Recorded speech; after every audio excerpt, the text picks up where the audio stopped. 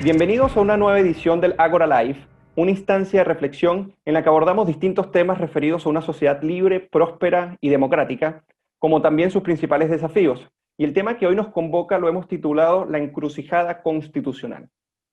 El aspecto constitucional se ha convertido en objeto no solo de optimismo por parte de un sector que ve en este la posibilidad de transformar la realidad completa, o que quizás era una materia pendiente, pero por otro lado hay enorme preocupación no solo por lo que se piensa que una constitución es, sino también por la intensa polarización política que ésta no permitiría tener una discusión sana y mesurada para algo tan delicado como lo que es una constitución.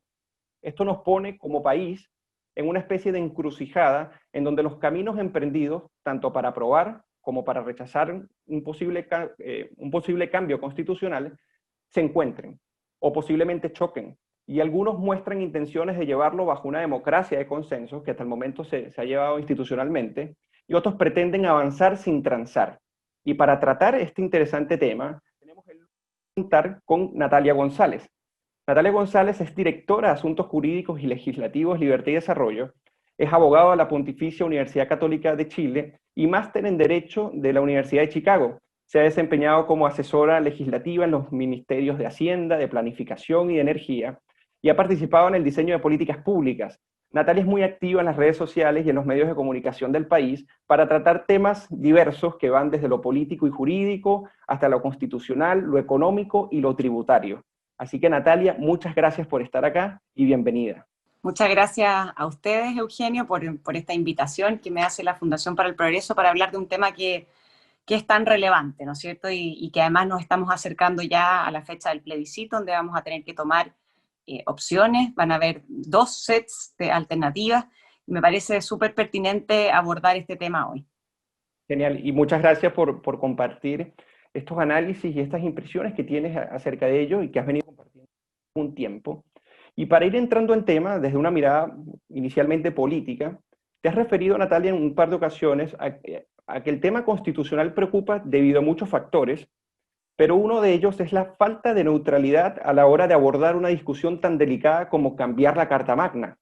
Entonces, con base en ello, me gustaría preguntarte, ¿cómo piensas tú, Natalia, que la polarización política, esta falta de neutralidad y posiblemente que el gobierno cuente con una oposición que en su mayoría lo que busca es debilitarlo y no contribuir a un mejor país, afecta a un escenario para el futuro plebiscito de octubre?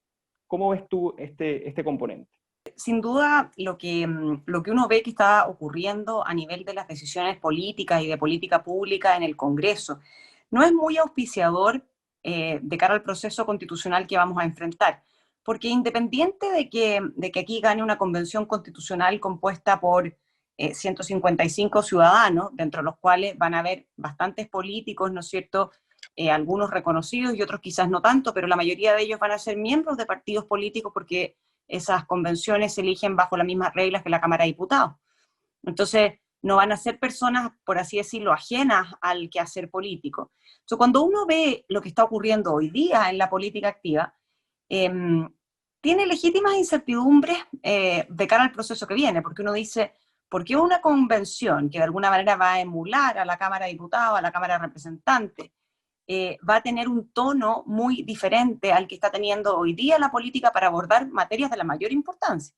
O sea, hoy día la política en el Congreso está decidiendo reformas a nuestros sistemas de seguridad, carabineros, inteligencia, está decidiendo sobre el futuro del sistema de pensiones, y uno ve que en ninguna de esas discusiones, lamentablemente, esté primando criterios técnicos, evidencia, antecedentes, sino que más bien están primando las emociones, están primando las ideologías.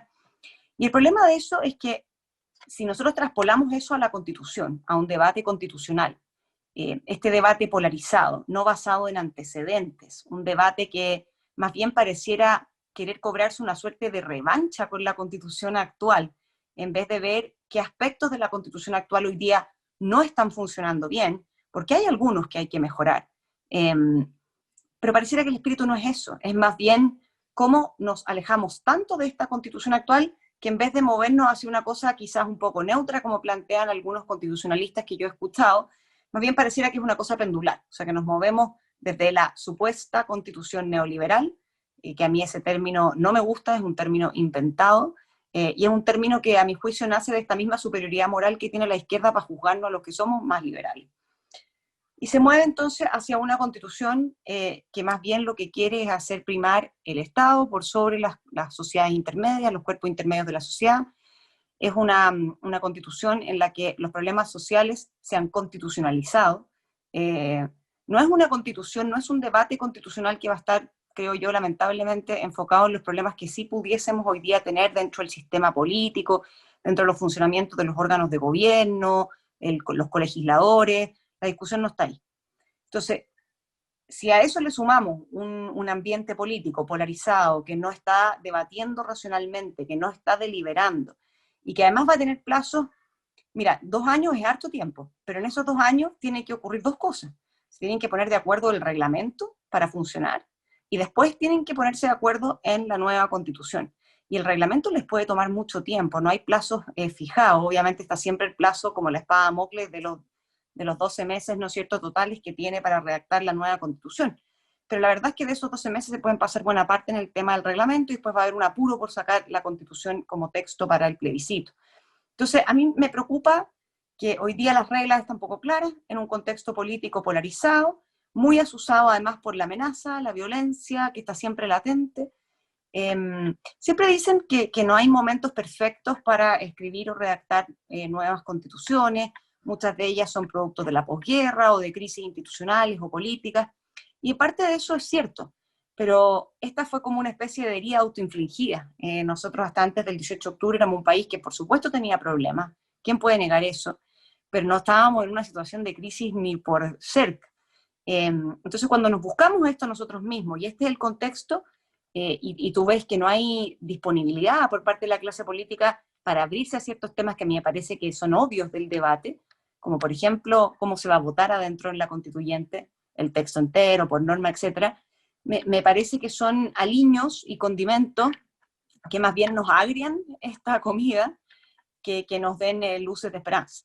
Perfecto, sí. Bueno, y una noticia muy reciente, o sea, vinculado a lo que tú comentas, esta falta de reglas, cosas poco claras, es, por ejemplo, cómo el Frente Amplio empezó ya a desestimar el quórum de 2/3, por ejemplo, para que esta derivación para normar institucionalmente a la eventual convención pueda desarrollarse con un quórum de 2/3. Y bueno, esta desestimación también muestra quizás un espíritu poco contributivo a llegar a los consensos en la oposición, que está dispuesto incluso a saltarse las propias reglas que suscribió previamente. Entonces, esto lo vinculo mucho con lo que comentas, y para ello me gustaría llevarte a la segunda pregunta, que es que existe una noción, Natalia, que a mi parecer tiene implicancias importantes a la hora de mirarnos como sociedad y lo que se ha construido con mucho esfuerzo. Y esta es la noción de la hoja en blanco como el marco para la discusión. Entonces, me gustaría preguntar, ¿qué piensas tú, Natalia, que son los riesgos que representa la hoja en blanco como este marco de discusión? Pero tomando en cuenta también la dimensión de los proyectos de organizaciones que son más radicales, más populistas, y que pretenden ver en este epicentro la hoja en blanco, y esto también conectándolo con lo anterior, no solamente la hoja en blanco, sino también una convención que se podría declarar incluso en soberana, para transformar esta realidad. Entonces, ¿cuáles son los riesgos de esta noción de la hoja en blanco? Sí, mira, ahí hay varias cosas. A ver, respecto a lo primero, esta norma que obliga a los constituyentes a concordar las normas de la nueva constitución por 2/3, eso quedó aprobado en la reforma constitucional de diciembre. Lo que pasa es que lo que quedó afuera era un texto que entró a la Cámara de Diputados así y que en el primer trámite constitucional no se aprobó. Y así lo propuso la mesa técnica, ¿te acuerdas?, conformada por iguales miembros del oficialismo y de la oposición. Ese texto decía que cada una de las normas de la nueva constitución y el texto completo de la nueva constitución se tenía que aprobar por 2/3, que es una cosa que es bastante razonable, porque en el fondo tú vas a ir aprobando normas por 2/3, pero tú después necesitas que haya una armonía, una coherencia entre las distintas partes aprobadas, ¿ya? Sin embargo, la Comisión de Constitución de la Cámara de Diputados no estuvo de acuerdo porque dijo que ese no era el sentido, que eso no estaba en el protocolo de acuerdo que se había firmado el 15 de noviembre, sino que simplemente se decía que las normas de la Constitución se aprobaban por 2/3. Y entonces ahí viene el primer escollo, que es que se suponía que tras el acuerdo del 15 de noviembre y lo que estábamos viviendo en ese momento, el espíritu y ánimo de los partidos políticos debió haber sido interpretar este acuerdo de buena fe, ¿ya? Una de esas interpretaciones obviamente no se cumplió a los pocos días, que tiene que ver con la parte de la paz, ¿no es cierto?, desde el punto de vista de que muchos declararon su compromiso con la no violencia, pero en los hechos hicieron otra cosa. En los hechos acusaron al presidente de la República, en los hechos acusaron al ministro Chadwick, y hasta el día de hoy el compromiso con la no violencia se ve bastante en entredicho cuando uno mira el avance de la agenda legislativa en materia de seguridad, que ha tenido un escaso o nulo avance.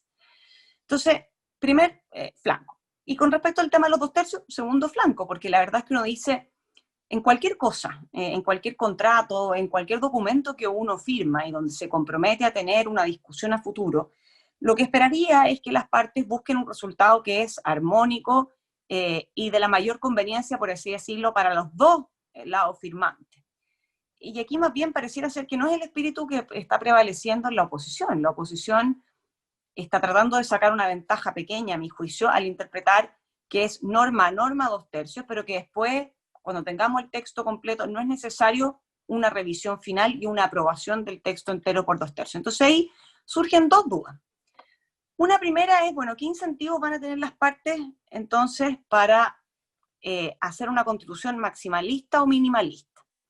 Porque uno de los riesgos de la hoja en blanco, ¿no es cierto?, es que vamos acordando cosas por 2/3, pero que cuando lleguemos a temas o materias en las que alguna de las dos partes estime que es necesario ejercer un bloqueo, esa materia va a quedar relegada hasta lo que se sabe hoy día, ¿no es cierto?, salvo que los constituyentes dirimieran otro tipo de reglas, pero por lo menos bajo el escenario que hay hoy, de un ataque también a las leyes de quórum especial, etcétera, todo hace prever que en el fondo lo que no quede ahí va a quedar regulado por ley simple. Y eso es muy complejo porque depende ahí mucho de los incentivos políticos del momento.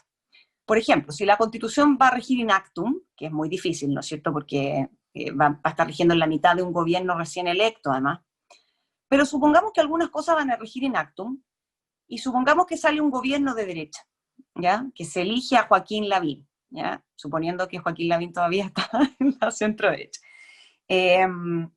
Bueno, los incentivos de los constituyentes pueden ser bien perversos ahí, porque en el fondo van a decir, a ver, a lo mejor aquí hay cosas que nos interesa dejar amarradas en la Constitución y no dejarlas a ley simple si hay un gobierno de derecha y a lo mejor un parlamento con la que la derecha tenga mayoría, ¿ya?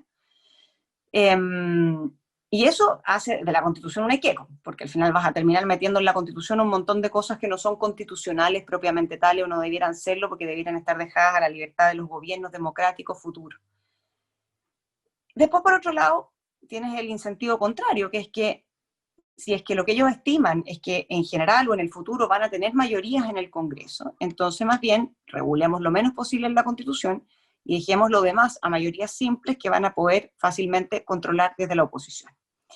Entonces, va a depender bastante de los incentivos que haya en ese momento, en los momentos en que la constituyente esté sesionando. Recordemos que la constituyente debiera empezar a sesionar en mayo del próximo año, tenemos elecciones en noviembre, ya vamos a ver la conformación por lo menos del Parlamento en noviembre y la presidencial en diciembre, ¿no es cierto?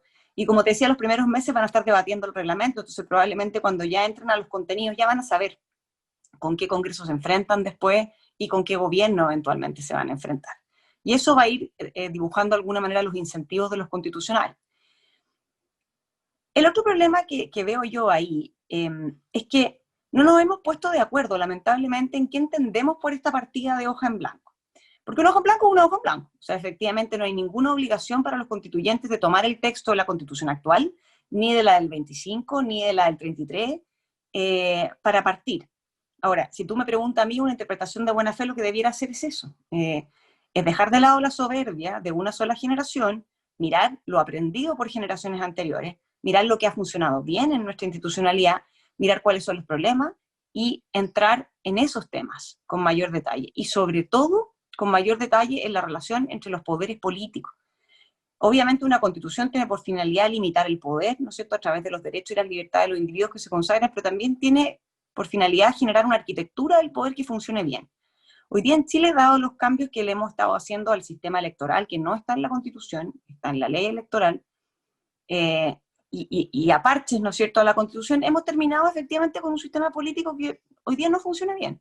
Pero a mí me preocupa porque creo que la discusión, yo no sé si yo estaré muy ajena y creo no estarlo, porque como tú bien decías, he estado participando activamente en estos debates. Me parece que la discusión del sistema político es una discusión bien solapada, bien por el lado, no es el meollo del asunto hoy día. El meollo del asunto es si el Estado es solidario o subsidiario, el meollo del asunto es cuántos derechos sociales ponemos en la Constitución, garantizables además con alguna acción ante el Poder Judicial, y fíjate que últimamente y con preocupación el Banco Central, que uno veía como una suerte de capítulo intangible, la verdad es que no. Entonces, como te digo, a mí me preocupa porque desde esa perspectiva una hoja en blanco que es entendida como que parte de cero, me parece que es una hoja en blanco bien soberbia, es una hoja en blanco que no se va a hacer cargo de los problemas, es una hoja en blanco voluntarista, y al final del día es una hoja en blanco que va a sembrar mucha incertidumbre, Eugenio, porque lo que uno quisiera, y yo creo que le pasa esto a gente derecha y más moderada de la izquierda, es que ojalá estos dos sectores pudiesen antes de comenzar la constituyente ponerse de acuerdo en ciertas materias básicas, ¿ya? El presidente de la República hace unos días atrás sacó una suerte de listado, ¿no es cierto?, con los elementos esenciales que a su juicio debieran contenerse en la Constitución, muchos de los cuales ya están en la Constitución. Y la reacción de la izquierda fue implacable. O sea, Álvaro Elizalde y el Frente Amplio no solamente le dijeron que él no tenía ningún rol en este proceso, como si un presidente de la República no pudiese tener una opinión, sino que además se fueron de alguna manera a ningunear los contenidos que el presidente estaba mostrando ahí. Y que eran contenidos dentro de todo bien generales, poco específicos, e incluso en algunos temas más a la vanguardia de lo que algunos incluso en su propio sector pensamos.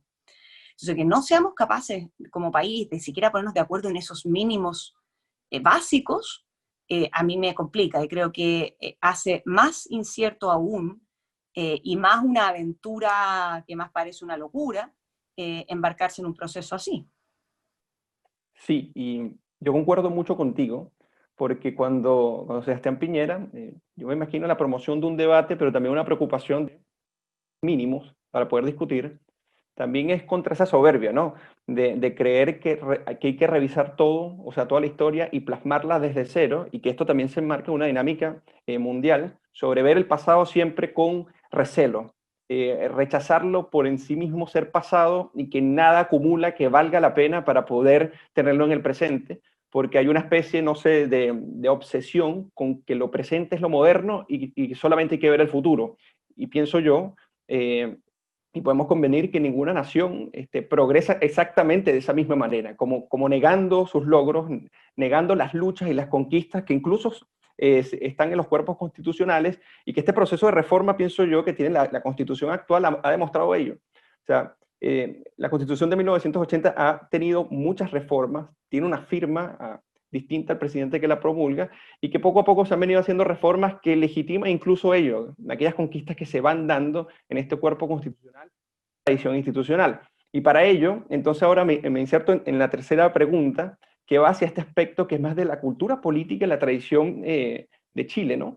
Porque pienso yo, o sea, y me gustaría saber qué piensas tú acerca del desafío que se puede presentar a la hora de cambiar al régimen político de uno presidencial, como lo conocemos, a uno semipresidencial o a uno parlamentario. Y esta es una pregunta, Natalia, enmarcada en el anhelo, disculpa, de ciertos sectores, tanto de derecha algunos, pero como de izquierda también, para transitar hacia otro esquema, pero en cierta medida ignorando nuestra tradición institucional y su peso, que es importante, como también una política fragmentada en partidos que no llegan a consensos y que se hace difícil en cierta medida la gobernabilidad.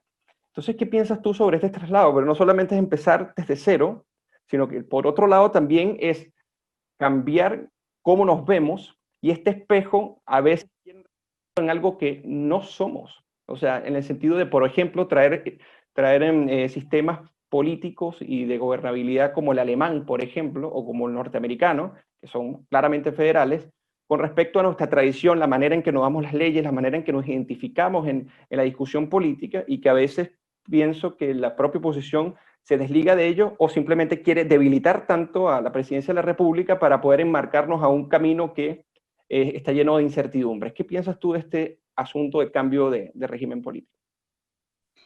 Sí, yo concuerdo contigo con que eh, hoy día la figura del presidente de la República está particularmente debilitada, ¿ya? Después del estallido social, eh,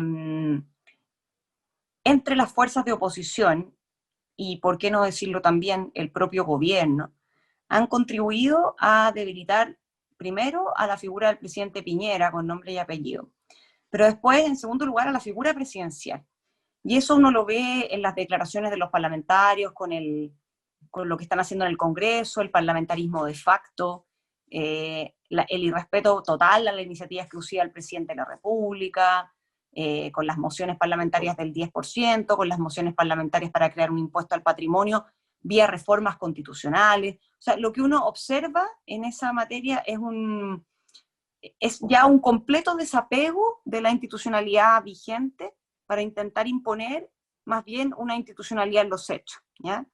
Eh, si hasta hace un tiempo atrás, por ejemplo, las urgencias legislativas, que también es facultad del presidente, el Congreso no las respetaba, ya de un tiempo a esta parte esa cuestión se volvió francamente como una mala broma, porque sinceramente si es que el presidente no le pone discusión inmediata, las urgencias no valen, e incluso las discusiones inmediatas el Congreso las toma como una afrenta a su capacidad de entender los proyectos, cuando en realidad más bien lo que uno ve es que más que entendimiento de los proyectos, hay un voluntarismo por parte de la oposición de avanzar con algunos proyectos que francamente no pasan la vara de ningún experto de lado y lado, ¿ya? Entonces, efectivamente, ahí hay un problema. Ahora, ¿cómo solucionar la relación entre presidente y Congreso? Yo creo que eso es algo que, sacándolo de la esfera de lo que está ocurriendo hoy día, es algo en lo que hay que trabajar. O sea, yo creo que dentro de las cosas que, a mi juicio, no ameritaban para nada que tener que hacer una nueva constitución con una hoja en blanco y con reglas que no están claras a 30 días de que tengamos que ir a votar. Eh, pero una de las cosas que yo creo que hay que pensar y muy bien es cómo mejoramos la relación entre los colegisladores. Porque tú bien lo explicaste antes, o sea, hoy día tenemos un problema en que nosotros hace un tiempo atrás, en el segundo gobierno de la presidenta Bachelet, cambiamos el sistema electoral para elegir a los parlamentarios por un sistema binominal hacia un sistema proporcional. ¿Qué buscábamos ahí? Aumentar la representatividad, ¿ya? Que es un fin muy legítimo, está muy bien. Pero junto con la representatividad, lo que nosotros tenemos que hacer también como democracia es velar por la gobernabilidad.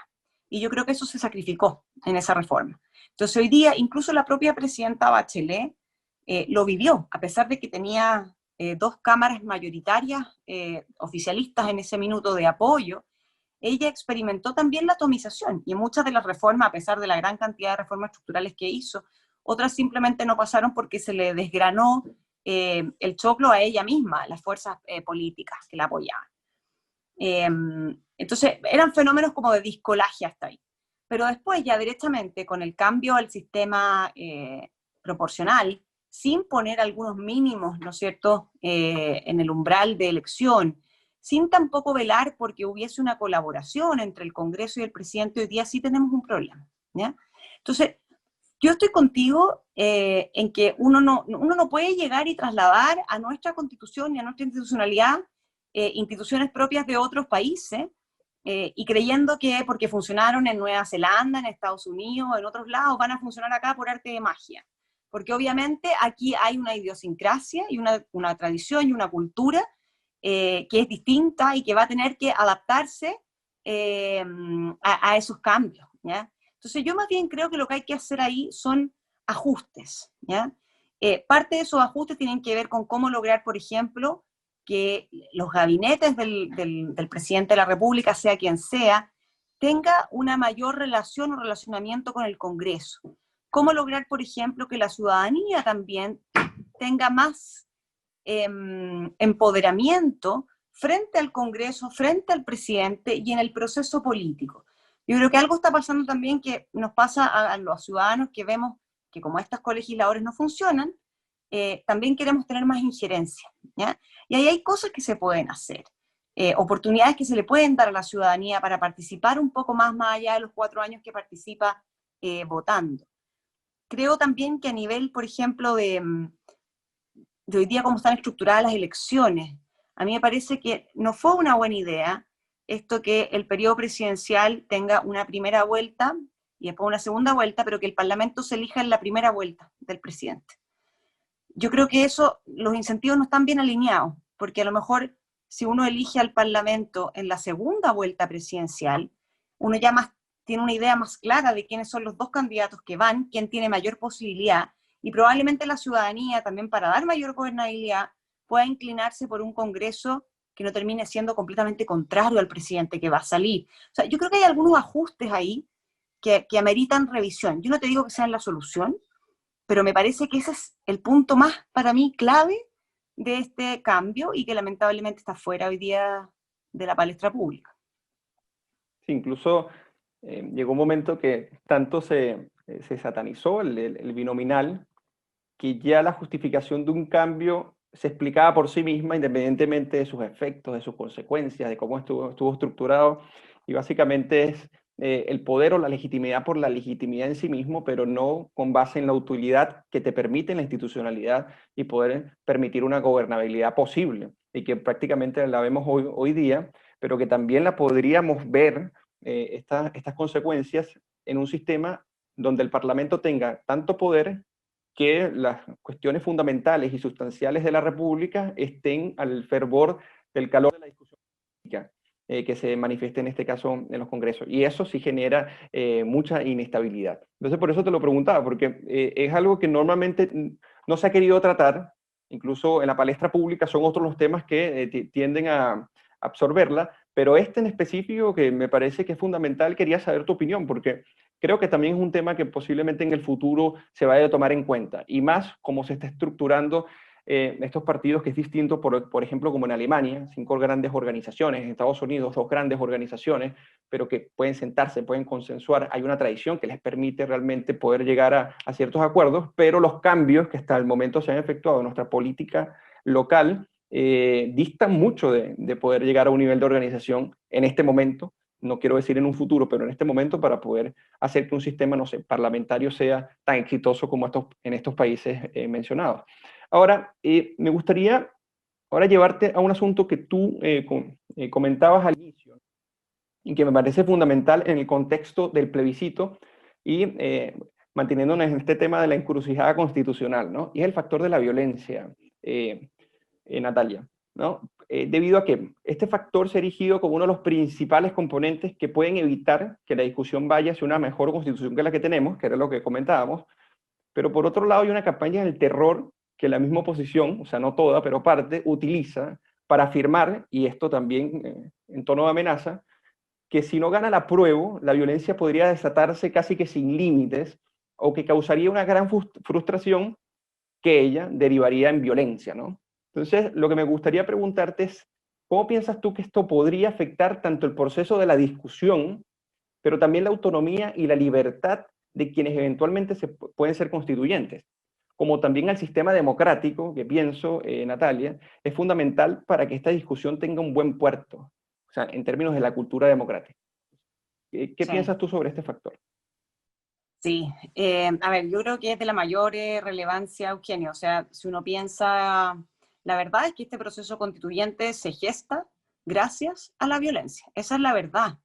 La verdad es que el presidente Piñera no tenía este proceso constituyente en su programa de gobierno, no tenía una nueva constitución como parte de su programa de gobierno, sí reformas a la constitución, a temas puntuales de la constitución, pero jamás un proceso constituyente que desembocara en una nueva constitución, ni menos con un organismo que es paralelo al Congreso Nacional. Eso nunca fue parte de su programa ni de su ideario, y tampoco estaba en la retina de las personas hasta octubre. O sea, cuando uno mira las encuestas de opinión, y aquí citando, por ejemplo, la encuesta del CEP, ¿no es cierto? Que es una de las encuestas con más larga trayectoria, con mucho prestigio, la Constitución estaba en los últimos lugares de las prioridades de las personas.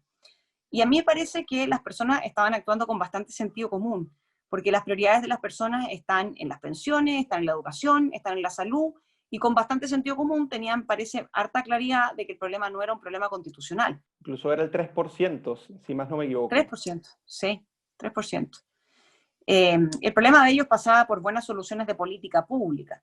Y quizás en lo que sí podría haber habido un problema que es propio de la Constitución es lo que hablábamos antes, de que a lo mejor el poder político, los colegisladores no están funcionando bien, pero eso era un arreglo que se puede hacer a un capítulo de la Constitución sin que tuviéramos que estar 2 años con 2 congresos paralelos y el costo que además ello implica y la incertidumbre además a nivel de país que ello implica, no solamente el costo de lo que cuesta la constituyente o cada constituyente, sino que el costo que está más bien implícito, ¿no es cierto?, en ese proceso. La incertidumbre tiene un costo, ¿verdad?, para la actividad económica, etc.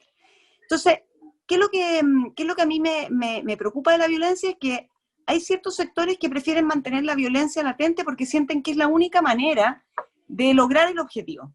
Y lamentablemente la izquierda activa hoy día en política, y con activa me refiero que están en el Congreso, que están en los debates públicos, que tienen cargos, que tienen roles, no han sido tajantes con esa condena, ¿ya? Han sido mucho más tajantes personas que hoy día no están en la política activa, como por ejemplo Ignacio Walker, ¿ya? Ex canciller, ex parlamentario, senador, pero yo no veo esa actitud en los pares hoy día que están en el Congreso.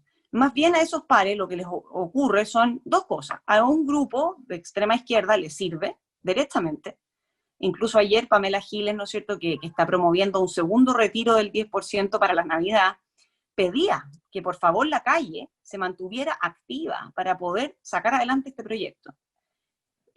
Yo no voy a hacer interpretaciones de mala fe, pero tampoco soy ingenua. O sea, el mantener activa la calle, ¿qué es lo que significa para Pamela Giles? Que volvamos a vivir lo que vivimos hace un par de meses atrás, que es que el día que se va a votar o antes que se va a votar, volvemos a ver hechos de violencia en las calles, parlamentarios recibiendo amenazas. ¿Eso es mantener activa la calle?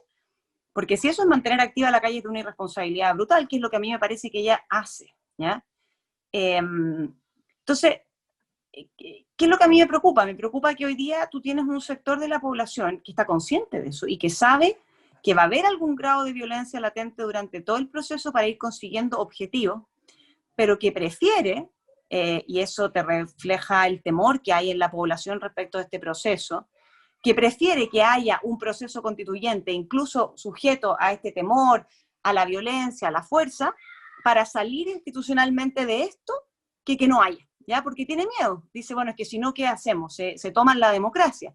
Pero es que ahí lo que corresponde hacer, y sobre todo a personas que creemos en la libertad, que creemos en la democracia liberal representativa, es justamente salir a defender esa democracia y a decir, oiga, no, pues, si realmente somos libres para ir a votar, si realmente creemos en que los países son democráticos y tienen derecho a la alternancia en el poder, ¿no es cierto? Porque el presidente Piñera es segunda vez que se la hacen, lo que pasa es que ahora con bastante más éxito, pero el 2011, con la marcha de los pingüinos, la verdad es que estuvo bien también compleja el escenario político. Y uno no ve que le pasa lo mismo a los gobiernos de izquierda. Entonces, hay una cierta intolerancia por parte de la oposición a que los gobiernos de derecha no solamente gestionen las reformas que le deja a la izquierda, sino que tengan otras ideas y quieran poner ese programa de gobierno sobre la mesa. Entonces, si nosotros creemos verdaderamente eso, bueno, tenemos que salir a defender justamente que no, porque si gana el rechazo, pongámonos en ese escenario, es tan legítimo como si hubiera ganado el apruebo, y si es que hay que hacer reforma a la Constitución, tendrá el Congreso que hacerla, bajo el esquema vigente que hoy día está en la Constitución, porque eso no cambió, ¿ya? Ese sistema sigue estando ahí, disponible para que los ciudadanos lo exijamos si es que así lo amerita. Pero lo que no podemos tolerar es que entremos en este proceso constitucional porque si no se nos incendia el país. O sea, francamente, y como lo dijo el otro día un alcalde, creo que fue, en Concepción, que amenazó con eso, o sea, que dijo que francamente si ganaba el rechazo, este país iba a arder como por las 4 fronteras, mar, cordillera, norte y sur. La verdad es que eso nosotros no lo podemos tolerar ni no lo podemos dejar pasar. Yo creo que las personas que van a ir a votar asustadas, que van a ir a votar a prueba porque creen que aquí hay un camino institucional, pero que lo van a hacer por susto, me parece que es el momento de replantearse eso y más bien salir a defender lo que se cree. Las personas que quieren votar a prueba porque legítimamente creen que de aquí puede salir una buena constitución, que creen que este es un proceso que se va a dar de manera virtuosa, bueno, es legítimo y respetemos esas diferencias, yo solo espero que así sea. No tengo muchas certezas de que eso vaya a ser así, pero esperemos que así sea. Pero no deslegitimemos la opción del rechazo. Sí, yo concuerdo totalmente contigo y más porque hay una especie de postura, no sé si vienes conmigo, de que solamente es democrático cuando ellos ganan, o sea, cuando la oposición gana, pero no es democrático cuando el oficialismo o las personas que son más de centro derecha, liberales o más conservadoras ganan. Entonces, es un momento que esa democracia está relativizada, pero también está circunscrita a una conceptualización arbitraria de lo que ellos determinan que es democrático o que no es democrático. Natalia, para ir cerrando, el tiempo ha pasado volando y este tema resulta ser muy interesante, incluso a veces con poco límite, ¿no? Porque son muchas aristas, son muchos casos. Ahora me gustaría preguntarte, eh, o sea, en este tema, con respecto a los desafíos del proceso constituyente, pero más que nada, antes de abordar el constituyente, el desafío hacia el plebiscito, porque normalmente se asume que los desafíos lo asume la institucionalidad en general. Pero nosotros deberíamos ir a las personas que actúan en este sentido, y por un lado está la clase política, que tiene una responsabilidad fundamental de liderar para que esto vaya por buen puerto, pero por otro lado la ciudadanía, ¿no? La sociedad civil, que muy bien enmarcada, que bueno, debe tener un criterio bastante fuerte a la hora de decidir y que el miedo, que no se deberían dejar llevar por el miedo. Entonces, para cerrar, me gustaría hacer estas preguntas en dos ámbitos. Uno, ¿cuáles son los desafíos que para ti debería asumir la clase política por un lado y la sociedad civil por otra, pero en una eventual convención constituyente, ¿cuáles serían también estos desafíos? A ver, desde el punto de vista de la clase política, yo te voy a hacer una especie como de desafío que me parece más un wishful thinking a estas alturas, lamentablemente, que una realidad que pueda darse, ¿ya? Pero el desafío que yo les pondría sobre la mesa, y justamente por el éxito de un proceso por el que muchos están apostando hoy, eh, es poner un poquito más de moderación dentro de los ingredientes que hoy día se están barajando. Yo creo, como te decía al comienzo, que si uno empezara a advertir en el Congreso un tono diferente, si uno empezara a advertir que se atiende más a la evidencia, si uno empezara a advertir que hay grupos transversales de políticos, no solamente de académicos, porque los académicos ya han mostrado que son capaces de llegar a acuerdos como lo hicieron el 14 de junio, los economistas, ¿no es cierto?, para este acuerdo eh, para las asistencias económicas y recuperación de nuestra economía después de la pandemia. El problema es la política. El problema es que la política pareciera ser no solamente hoy día desapegada del mundo técnico académico, sino que también ha perdido cualquier tipo de affectio societati que debiera haber entre ellos, aunque no sean del mismo color político. O sea, hoy día más parecen enemigos que adversarios.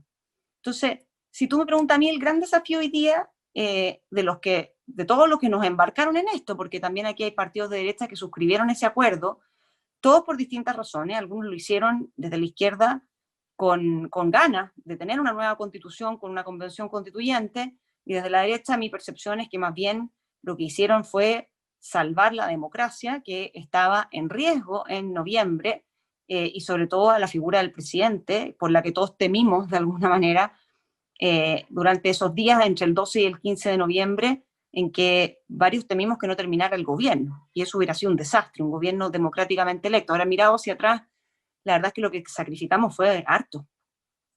Y entonces, las fuerzas políticas hoy día tienen un deber de ponerle un tono a esta discusión que siembre un poquito más de certidumbre, justamente de cara a los objetivos que todos tenemos. O sea, si el objetivo es brindar, por ejemplo, mayores y mejores prestaciones sociales a la población, tú eso no lo vas a lograr ahuyentando a la inversión extranjera, no lo vas a lograr ahuyentando al empresariado ni al emprendimiento, porque son esas personas y esos cuerpos intermedios de la sociedad los que le dan recursos al Estado a través de los impuestos para satisfacer justamente esas demandas. Son esas personas las que a su vez colaboran con el Estado en la satisfacción de las demandas y el Estado no se las puede solo, ¿ya? Y no es eficiente que lo haga solo. La pandemia es la mejor prueba de esto. Entonces, cuando hemos visto en esta pandemia que el sector privado colabora e incluso supera muchas veces al sector público, lo que debiéramos tener en mente de cara a la constituyente es no excluyamos, sino que incluyamos y demos una señal, demos un tono que sea adecuado para que Chile pueda el día de mañana progresar. muy por el contrario de lo que está ocurriendo hoy día, ¿no es cierto? Hoy día, como te decía al comienzo, más bien la iniciativa privada pareciera mirarse con recelo, y hace ya varios años, desde un sector de la izquierda que se ha ido apoderando de la izquierda completa. Me gustaría también, como desafío de la política, que los sectores moderados de la izquierda, si es que todavía existen, porque no tienen mucha representación parlamentaria, entonces están bien ocultos, pero yo sé que están, porque los veo activos en redes sociales, porque los veo activos en cartas en el diario. Me gustaría que estuvieran más activos, ¿ya? Y dejaran también esa pugna en redes para entrar en una pugna más en la cancha. Me gustaría que dejaran la autoflagelación en la que han caído, y como tú bien decías, rescatar el país que hemos construido, que en buena parte lo lideraron ellos por 20 años. Desde el punto de vista de los desafíos que tenemos como sociedad, yo creo que, como primer lugar, elegir, yo voy a asumir por un segundo que va a ganar el apruebo en octubre, ¿ya? Y lo que nosotros entonces tenemos que hacer es no restarnos de este proceso. O sea, quienes quieran participar en la convención constituyente con fuerza y con convicción para defender las ideas en las que se cree, ofrecerse, ir a ofrecerse a los partidos políticos, ir a armar listas de independientes que pueden ir fuera o dentro de los partidos políticos, eh, participar activamente en la discusión, no darse por derrotado. Yo sí en eso creo, y que la derecha tiene un punto cuando dice que hay más comunidad de ideas dentro de los partidos centro-derecha de cara a la constituyente que lo que puede haber de cara al plebiscito del apruebo o rechazo. Yo creo que eso es cierto. Yo creo que en la izquierda hay más atomización de objetivos, ¿ya? Y más atomización de instrumentos. Nosotros vamos con ideas, sin perjuicio que hay sectores de la derecha, obviamente, que siempre pueden presentar ciertas posturas que pueden ser complejas en la Constitución y que también traen una cosa media buenista, pero yo creo que en general la derecha tiene bastante claro lo que quiere ir a poner y a defender, porque no es solo ir a defender, ¿ya? También tiene ideas nuevas que plantear en este proceso, y a mí me parece que entonces hay que involucrarse. Hay que exigirle a los partidos buenos candidatos, hay que estar en la discusión. Los constituyentes van a necesitar ayuda, van a necesitar asesoría. Los centros de estudios como nosotros podemos cumplir un rol muy relevante en eso, de cara a la confección del reglamento y de cara a los contenidos constitucionales. Y lo podemos hacer antes, durante, y obviamente después participar en el plebiscito de salida, asumiendo que llegan a un acuerdo, porque la verdad es que hoy día los 2/3 que estaban de buena fe pensados para eso, parece que va a ser un quórum difícil de cumplir, o bien cumplible para hacer de la Constitución un árbol de Pascua. Entonces, yo creo que esos son los desafíos hoy día, los desafíos políticos de los partidos y los desafíos de la ciudadanía, de no restarse, ¿ya? Y no restarse significa no me da lo mismo, porque la verdad es que aunque la Constitución parezca una entelequia lejana, la Constitución no le va a solucionar los problemas a la gente, pero una mala Constitución deriva en un mal sistema después de toma de decisiones, que sí le puede producir un perjuicio muy grande a la gente, ¿ya? Y eso hay que tenerlo muy claro. La política no nos pasa por el lado, y en los últimos años nos hemos dado cuenta de eso. O sea, el bajo crecimiento que ha tenido nuestro país, los costos que hemos tenido que pagar a nivel económico y social, no son en vano. Entonces, no nos puede dar lo mismo. Yo creo que ese es un mensaje muy fuerte a pasar.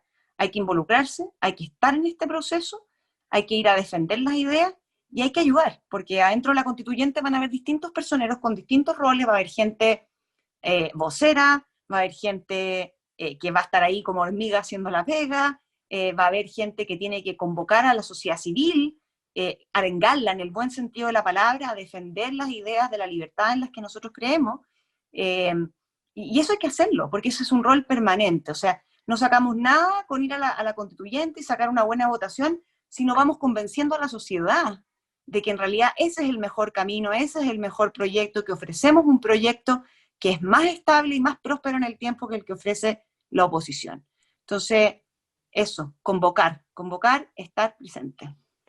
Bueno, Natalia, muchas gracias por esta, esta exposición de cuáles serían las características y actitudes que se deberían tomar en cuenta fundamentalmente para estas dos figuras esenciales o componentes, si podríamos decir, la clase política y la sociedad civil, porque al final de cuentas los partidos políticos son estos intermediarios entre lo que el Estado y el gobierno es y lo que la ciudadanía en este caso exige o protege.